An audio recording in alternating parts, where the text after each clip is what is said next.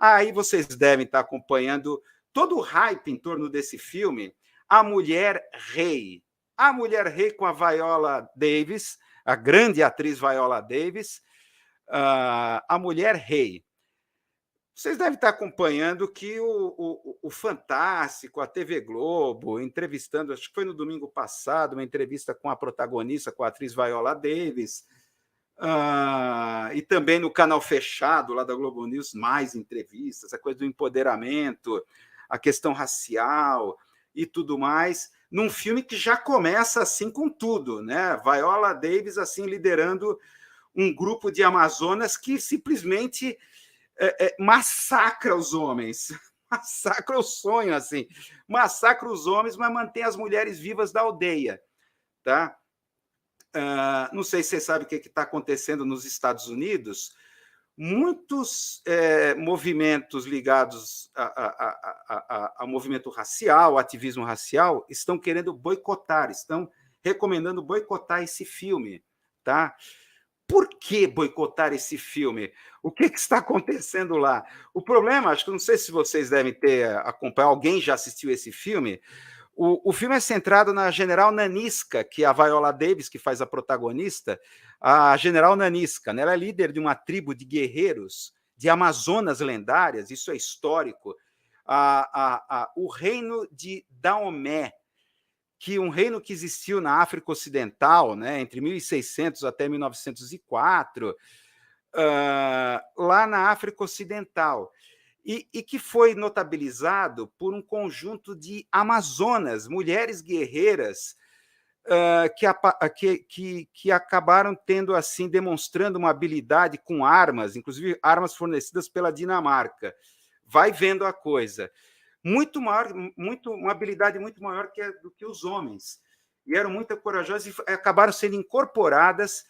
Esse reino, tá, historicamente, foi o seguinte: esse reino cresceu e se consolidou porque eles ajudavam na comercialização de escravos. Essa é a razão pela qual estão pedindo boicote a esse filme nos Estados Unidos. O reino de Daomé cresceu porque ele é uma espécie de intermediário entre os países europeus na exploração de escravos. Eles enviavam escravos. Tá? E com essa colaboração com os países colonialistas europeus, esse reinado de Daomé cresceu, se desenvolveu e se tornou uma potência guerreira. Tá? E uma economia doméstica pujante baseada na conquista e trabalho escravo. Eles conquistavam escravos e enviavam. Então, como é que um filme desse, né, se diz... aqui está perguntando Nigéria. Na verdade, essa República de Daomé é entre o Togo e Nigéria, exatamente, entre Togo e Nigéria, na África Ocidental.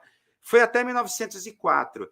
Esse reino só acabou com a pressão britânica, tá? Porque já não queria mais uma economia baseada no trabalho escravo, mas com a Revolução Industrial, a questão do trabalho assalariado, a mesma pressão que a Inglaterra fez aqui no Brasil para acabar com a escravidão. Tá? Também foi o fim. Então, essas guerreiras, na verdade, elas ajudavam um rei a manter o negócio de caçar negros, escravizá-los e entregar para os brancos para serem usados nas colônias ao redor do mundo. Então, mas o filme, claro, o filme dá uma limpeza. A gente sabe disso, é o trabalho hollywoodiano. Esse reino africano de Dahomey, né, liderado por um rei chamado Gezo, no filme, recém-nomeado, que a Nanisca, a general Nanisca, ajudaram a chegar ao poder. Esse grupo de Amazonas conseguiu chegar ao poder. E quando elas viram que esse reino e todo o poder econômico desse reino de Dahomey era baseado na escravidão, simplesmente eles convenceram o rei a abandonar esse negócio. Tá? Digamos assim, conseguiram conscientizá-lo, o que se tornou uma ameaça para as colônias, grandes potências europeias, e para um rei de uma tribo rival, os Oyo, que viram nessa, de repente, essa consciência que esse rei teve no reino de Dahomey. Veja bem, isso é uma torção histórica que é feito. Então, jamais a economia de Dahomey era baseada na caça de escravos e entrega de escravos para os europeus. Jamais isso iria acontecer. Mas é claro que essa torção histórica feita por Hollywood, olha lá, teve as Amazonas guerreiras convenceram o rei a abandonar esse negócio, e aí o grande inimigo, que é a tribo rival do Oyo, viram Dahomey como uma ameaça. Esse rei de Dahomey que baixou a consciência na cabeça dele, uma ameaça. É uma torção histórica. Como também vocês devem ter acompanhado aqui na comemoração dos 200 anos da independência do Brasil, de repente a TV Globo enaltecendo as mulheres. Praticamente, para a Globo, as mulheres ajudaram a fazer a independência do Brasil. Mulheres escravas. Tá? Numa outra torção histórica absurda, que a gente sabe que foi a independência do Brasil, um movimento maçônico, José Bonifácio à frente. E é interessante o seguinte, né? Alguém deve lembrar daquela série Os Quintos dos Infernos, isso na época do governo FHC, Os Quintos dos Infernos. Dom Pedro I era assim focado naquela série como um mulherengo, um bêbado, alcoólatra, irresponsável, não queria saber de nada, pegava escravas, o que estava muito próximo da realidade, né? Agora, comparando com agora, nesse momento, dos 200 anos, Dom Pedro I praticamente é colocado como um herói ou um cara que foi levado pelas mulheres ali que trouxeram ele à consciência, algo assim como nesse filme. Aí Woman King, né? A Mulher Rei, tá? É uma torção histórica, assim, do tipo. É claro que essas coisas de torção histórica começaram, por incrível que pareça, nos desenhos animados.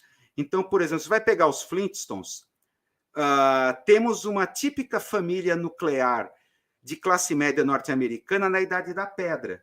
Os Flintstones, com todas as mazelas, têm eletrodomésticos, e os homens convivem com os dinossauros, uma coisa assim que é uma coisa absurda em termos históricos, né? O Homo sapiens veio muito tempo depois da extinção dos dinossauros.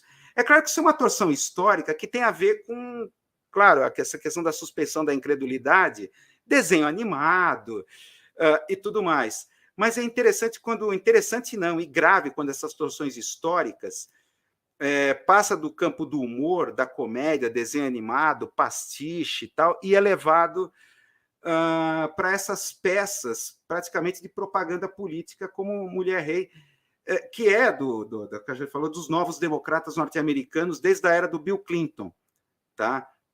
Que vê esse movimento não só do politicamente correto, mas do identitarismo e das chamadas guerras culturais que a direita também acabou, como é que a gente pode dizer, se apropriando disso, né?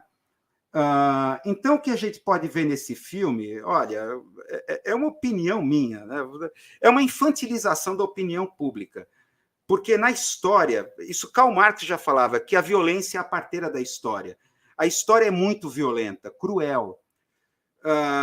As mulheres ali nesse reino da Omé foram utilizadas como peças para conseguir manter o negócio da economia baseado na caça de negros para se tornarem escravos, depois serem vendidos para os europeus. Tá? Isso é torcido totalmente. Assim como está falando dos Flintstones. Isso veio do humor, da comédia, que você, por exemplo, você distorce totalmente a história para ter um efeito humorístico. Então tem o lance da suspensão da incredulidade. Faz de conta que é verdade para eu me divertir. Agora, num filme desse, para se levar a sério, tá? Um drama histórico, tal, torce totalmente a realidade. Então, isso tem a ver com uma infantilização da opinião pública. Assim como falar que a independência do Brasil tem um grande papel as mulheres, os negros, tal, na pressão, praticamente eles pressionaram também, junto para ocorrer a independência do Brasil, e o Dom Pedro I caiu em si e proclamou a independência do Brasil. Isso é que dá para ver aí nessas peças, dessas matérias ideológicas que a TV Globo colocou aí no ar. Então, é bem para ocultar essa coisa de torção histórica e essa coisa de vamos assim dizer, suavizar a história, é aquela coisa para ocultar de que, na verdade, a violência é a parteira da história. A história é cruel. A história é sangue e violência. Então, é bem essa coisa aqui do Mulher Rei, eu acho que é uma peça, não é à toa. Isso lembra aquela fala do Brizola, né? Está em dúvida como agir politicamente? Presta atenção na TV Globo. Se ela é a favor, você tem que ser contra. Se ela é contra, você tem que ser a favor. Então, toda essa enchida de bola que a jornalistas assim, praticamente babando diante da Viola Davis, está me parecendo, sabe o que me lembrou? Não sei se alguém aqui, os mais velhos, vão lembrar. A entrevista do Mick Jagger na extinta TV Manchete, o Caetano Veloso, eu não me lembro qual era o nome do programa, eram entrevistas, né, assim, internacionais, o Caetano Veloso praticamente babando, praticamente sentando no colo do Mick Jagger, assim, babando, assim, um fã, eu me lembro qual era o programa, era na extinta TV Manchete, era um começo dos anos 80, não sei se alguém aqui, os mais velhos aqui como eu, vão lembrar do nome desse programa da TV Manchete. O Caetano Veloso entrevistando o Mick Jagger, assim, de uma vergonha alheia, né, naquela época. Meu Deus do céu. Assim, praticamente não tinha. O jornalismo foi às favas ali, como também as entrevistas aí com a Viola Davis. Então é isso aqui. Não sei se alguém vai lembrar do nome desse programa. Conexão Internacional, não sei se é Conexão Internacional, é Conexão Internacional, aí o Ataíde Coutinho lembrou, muito obrigado, é o Conexão Internacional. Nunca me esqueço, até o Paulo Francis, na época, assim, falou o jequismo brasileiro, tá? Um jeca, o Caetano Veloso como um jeca. Estamos aqui diretamente de Nova York. Nunca me esqueço do Paulo Francis, meu, nossa senhora. O Paulo Francis era um reacionário, era um cara, mas era aquela direita, vamos dizer assim, a velha direita com a qual era possível dialogar, né? Não agora a ultradireita. Camila, estamos aqui diretamente de Nova York. Muito bom. Grande amigo do Jet Set lá de Nova York, né? Estamos aqui. Muito bem, muito bem. Isso aí. Vamos agora ao último comentário aleatório para a gente não perder